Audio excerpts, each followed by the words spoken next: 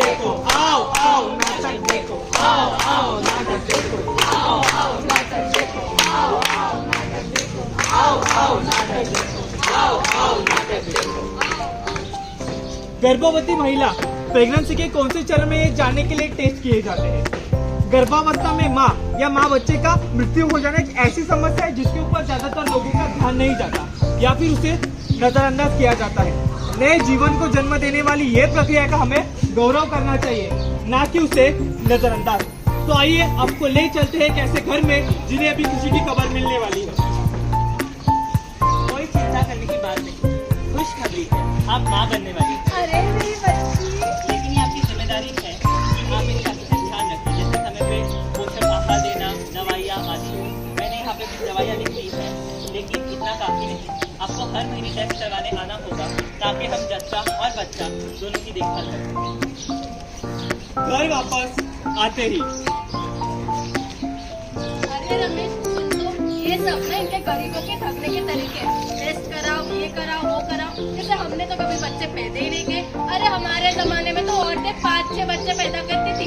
ये टेस्ट खाना दवाइयों में खर्चा करने की कुछ जरूरत नहीं है। हाँ माँ, तो एकदम सही कही। ये टेस्ट वेस्ट में भी बहुत महंगा है, मैं तेरा ही सुनूंगा।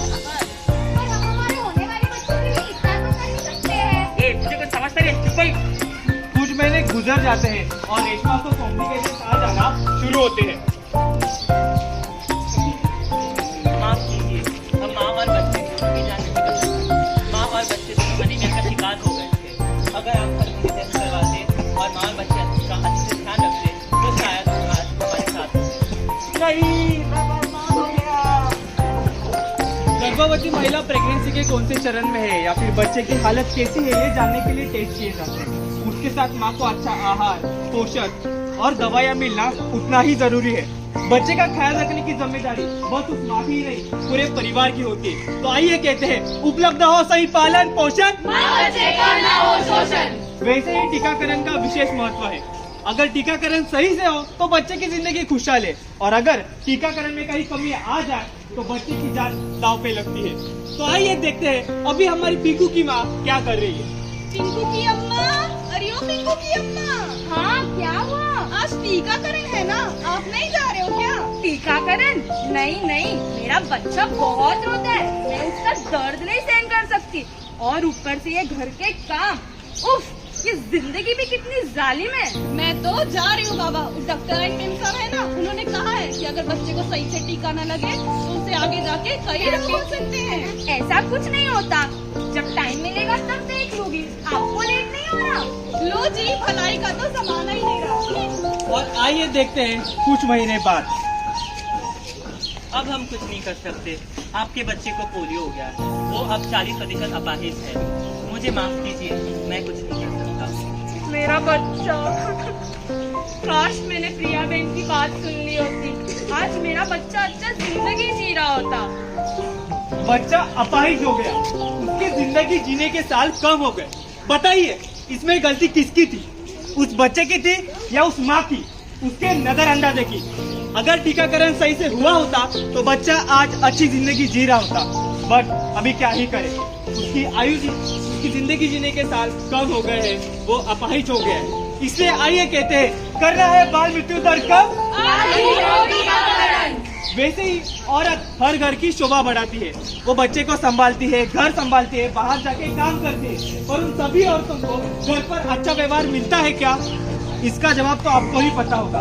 तो आइए आपको ले चलते हैं ऐसे ही एक घर के पास। पीले ओ मेरे राजा, पीले पीले ओ मेरी रानी।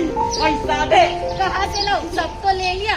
मैं पेट से और कुछ ही दिनों में बच्चा रहे, कुछ तो ख्याल करे। ख्याल वाल सब बात पे, पहले मेरे को लड़का दे। क्या बोल रहे, आपको समझ रहे हैं? हमारे गांव में डॉक्टर चेकअप करके बस पता लगाते कि लड़का है कि लड़की। मुझे कोई नहीं लेके आना। चलता हूँ। नहीं।